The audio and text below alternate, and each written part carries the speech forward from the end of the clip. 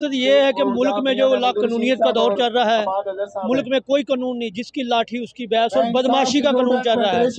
हमारे अदारों की वजह से सारी लाकानूनियत फैली हुई है। अगर यहाँ पर कानून हो तो अक्सरियत को हमेशा वाज़िया अक्सरियत होती है। खान साहब के पास वाज़िया अक्सरियत है, उसकी मर्जी है, उनकी पार्टी की मर्जी है कि चाहे वो ले इलेक्शन के लिए कॉल करें और इस सिमली को ख़त्म कर दें। लेकिन ये बदमाशी, दौंस और दांधली देखें, राना सनाउल्लाह से लेकर गवर्नर पंजाब से लेकर एहसन इकबाल से लेकर वज़ीर आज़म जो बूट पालशिया है, वो बदमाशी कर रहा है। वो मेंबरान सूबाई सिमली को ब्लैकमेल कर रहे हैं, धमकियां दे रहे हैं कि आप सिमली ना तोड़ें। कभी परवेज़ लाई साहब को, कभी दूसरे मेंबरान को ये ब्लैकमेल कर रहे हैं। लिहाजा मकसद ये है कि दुनिया को और पाकिस्तान के जो अदारे हैं, खुदारा उनके लिए हम हाथ जोड़कर अपील करते हैं, इस मुल्क को दिवालिया होने से बचाएं, इस मुल्क को बर्बाद होने से बचाएं। ये मुल्क बर्बाद हो चुका है, ये बर्बाद हो चुका है, दिवालिया हो चुका है। कौन सा मुल्क है जो आपसे ताल्लुकात चाहता है? आज आपसे ईरान, सऊदी अरब, बांग्लादेश और ये आपका अफगानिस्तान आपसे ताल्लुकात नहीं चाहते।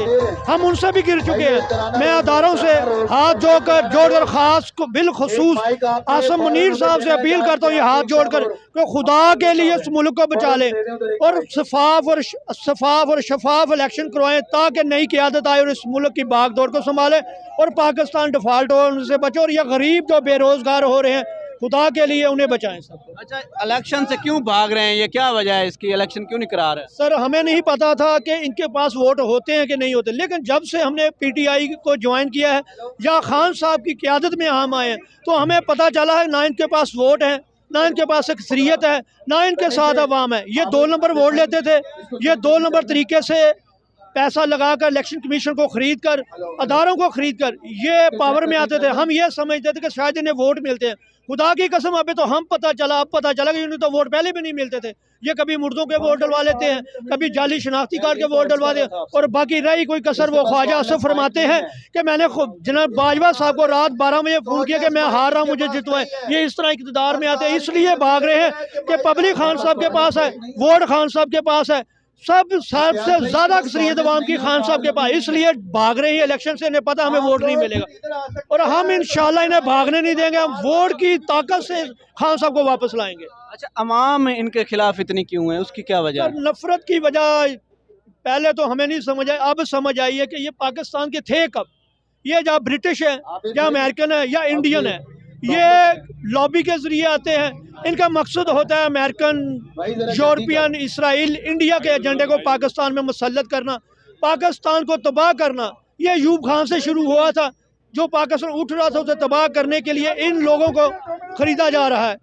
मुझे अब भी वो बात याद है राजीव गांधी की। उसने कहा था कि पाकिस्तान के खिलाफ इतना बड़ा असला क्यों ले रहे हैं, राफेल तैयारे, ये असला, वो पाकिस्तान के जर्नल खरीद रहे हैं। आप पैसा लगाएं, 10-20 अरब लगाएं, पाकिस्तान के अदारे खरीदो और पाकिस्तान को तबाह बर्बाद कर दें। ये उसी लिए हो रहा है सर, ये उस एजेंडे को पूरा करने के लिए इन्हें मुसल्लत किया गया है।